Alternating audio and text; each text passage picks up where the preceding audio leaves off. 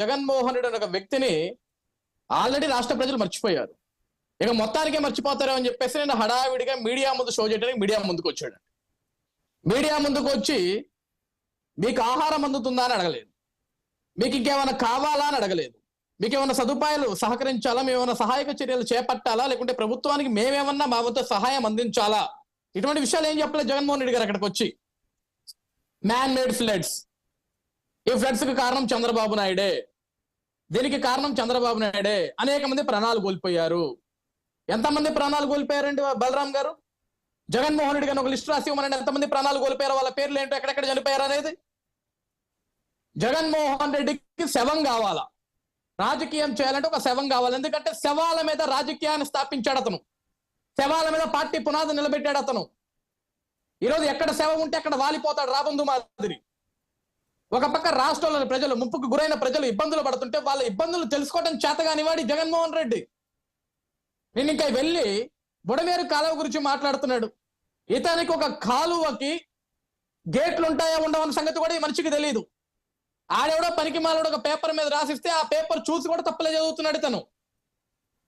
ఈరోజు ఆ కాలువకున్న గేట్లు ఎత్తేసారంట, ఆ ఎత్తేసి నీళ్లు మొత్తం ఇటు వచ్చాయంట, కాబట్టి ప్రజల మొత్తం ముంపులో మునిగిపోయారంట. ఇది ఎంతవరకు సమంజసం అండి బలరాం గారు? నీకు చేతనైతే రాజకీయం చేయి. రాజకీయం ఎప్పుడు చేయాలండి? ఈరోజు ప్రజల కష్టాల్లో ఉన్నారు. నిన్న మీడియా ముందుకు వచ్చి సోది కబుర్లన్నీ చెప్పే తప్ప నీ వెనక నీకు నలుగురు నాయకులు వేసుకొని వచ్చావు. కనీసం ఒక వాటర్ బాటిల్ పట్టుకొచ్చావు నీ చేతితోటి, ఒక బ్రెడ్ ప్యాకెట్ పట్టుకొచ్చావు నీ చేతితోటి, ఎవరికైనా కనీసం ఒక ముద్ద అన్నం పెట్టావని బ్రతుక్కి. కానీ నిందలు వేయాల. 74 సంవత్సరాల వ్యక్తి నారా చంద్రబాబు నాయుడు గారు కంటి మీద కునుకు లేకుండా, బలరాం గారు మనందరం చూస్తున్నాం, రాష్ట్ర ప్రజానిక మొత్తం చూస్తుంది.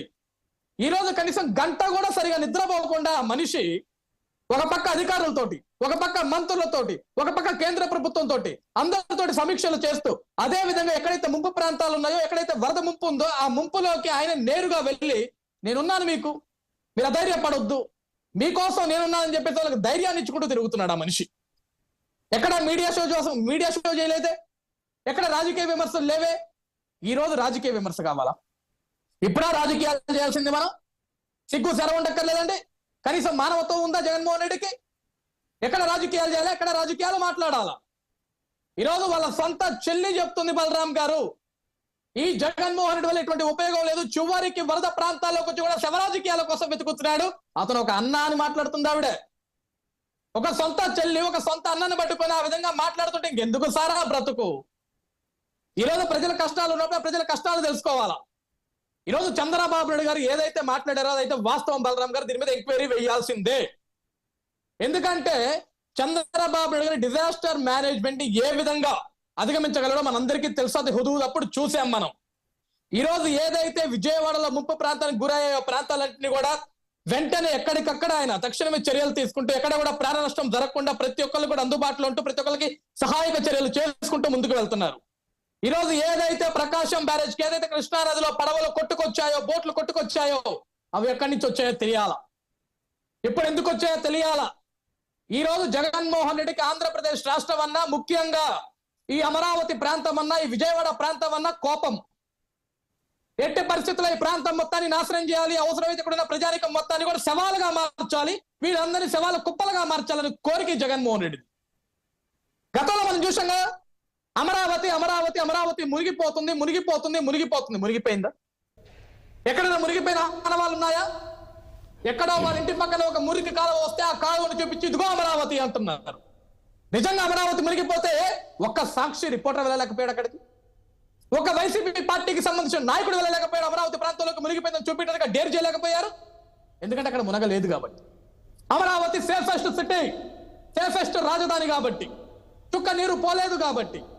ఈ రోజు ఎట్టి పరిస్థితుల్లో చంద్రబాబు నాయుడు మీద విమర్శలు తీసుకురావాలా, ఆస్తి నష్టం కానీ ప్రాణ నష్టం విపరీతంగా తీసుకురావాలి, దానికి ఏదో ఒకటి చేయాలని ఇటువంటి కుట్రపూర్వకమైన ఆలోచన చేసే వ్యక్తి జగన్మోహన్ రెడ్డి. ఈ రోజు చంద్రబాబు నాయుడు చెప్పినట్టు బలరాం గారు, వైఎస్ వివేకానంద రెడ్డి హత్య కేసు చూసాం, వాళ్ళే చంపేసుకున్నారు, నారాసు రక్త చరిత్ర అని రాశారు. వైజాగ్ లో కోడికత్త చూసాం, వాళ్ళకి వాళ్ళే పడిపించుకున్నారు, అది కూడా చంద్రబాబు నాయుడు కావాల్సిన మనుషులే చేశారన్నారు.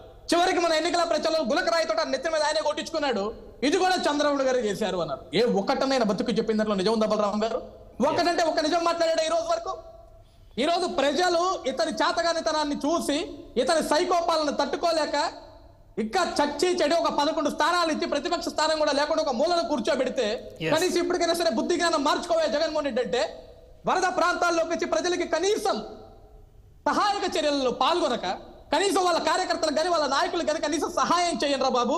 2019 నుంచి 24 వరకు లక్షల కోట్ల రూపాయలు దోచుకున్న వాళ్ళ మీద పడి అందులో ఒక రూపాయి ఖర్చు పెట్టండి రా పోయిన ఎవరికి పిలుపునివ్వకుండా కుళ్ళు రాజకీయాలు శవ రాజకీయాలు. ఈరోజు ఒక విషయం గుర్తుపెట్టుకుని బలరాం గారు, 1వ తారీఖు రావాల్సిన పెన్షన్ 31వ తారీఖే పెన్షన్. వర్షాలు వస్తున్న సమయంలో కూడా ఏ ఒక్క వృద్ధుడికి కూడా మిస్ అవ్వకుండా పెన్షన్ ఇచ్చిన ఘనత నారా చంద్రబాబు నాయుడు గారిది. దాన్ని కూడా తట్టుకోలేకపోయి జగన్మోహన్ రెడ్డి వీటన్నిటి డైవర్షన్ పాలిటిక్స్ చేయాలా కాబట్టి చంద్రబాబు నాయుడు మీద నిందలు వేయాలా. ఎస్ అజయ్ కుమార్ గారు, ఇంకొక విషయం మీరు చెప్పాలి. 2019లో ఫ్లడ్స్ వచ్చినప్పుడు ఇదే అంశం చెప్పారు. వైసీపీ వాళ్ళు కుట్రలు చేశారు, అక్కడ చంద్రబాబు నాయుడు గారి ఇల్లు ముంచేయడానికి ఒక కుట్ర చేశారు అని చెప్పని.